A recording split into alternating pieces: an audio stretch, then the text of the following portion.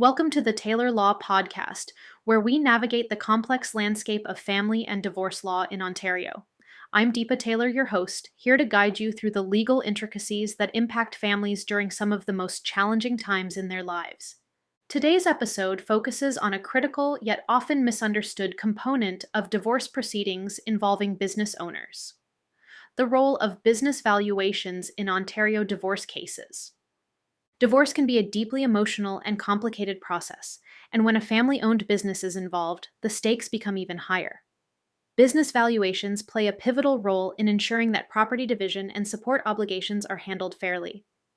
Whether you're a business owner or the spouse of one, understanding how business assets are evaluated is crucial for protecting your financial future.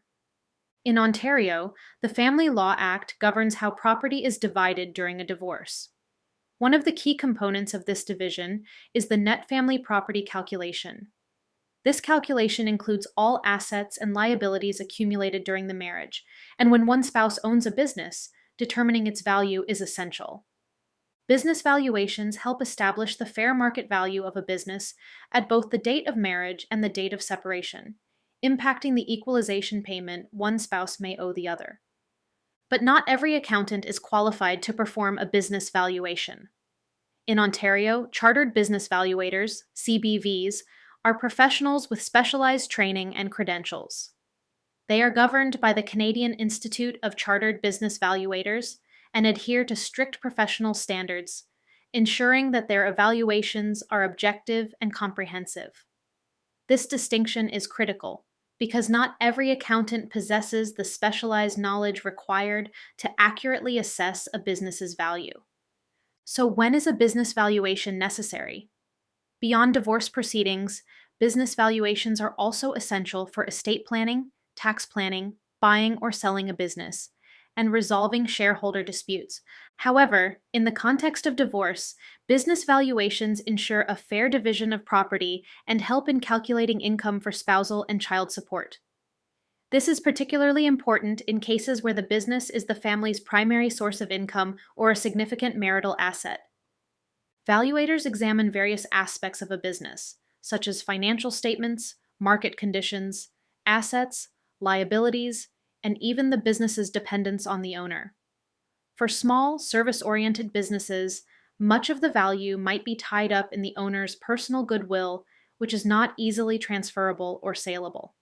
Understanding these nuances can prevent overestimating or underestimating the business's value. Business valuations are not one-size-fits-all. Depending on the circumstances, a valuator may offer different levels of reports, ranging from high-level overviews to comprehensive valuations. For instance, a calculation report relies on key documents and discussions with management, while a comprehensive report involves in-depth verification and analysis of supporting documents. Limited scope or critique reports may also be used to review and challenge an opposing party's valuation. A significant benefit of engaging a CBV in a collaborative divorce setting is their role as a financial neutral. This means they provide unbiased, fact-based evaluations to assist both parties and their legal teams in reaching a fair resolution. This approach fosters transparency and trust, reducing the likelihood of costly litigation. In addition to determining the business's value, valuators also assess the owner's income for support purposes. Business owners often have income streams beyond what's reported on their tax returns, such as retained earnings or personal expenses run through the business. Valuators adjust for these factors to ensure an accurate picture of the owner's financial situation, which is vital for fair child and spousal support calculations. For example, if a business owner underreports income by putting personal expenses through the business or underdistributes profits, the valuator will identify these discrepancies. This ensures that the spouse entitled to support receives a fair assessment of the other party's true financial capacity.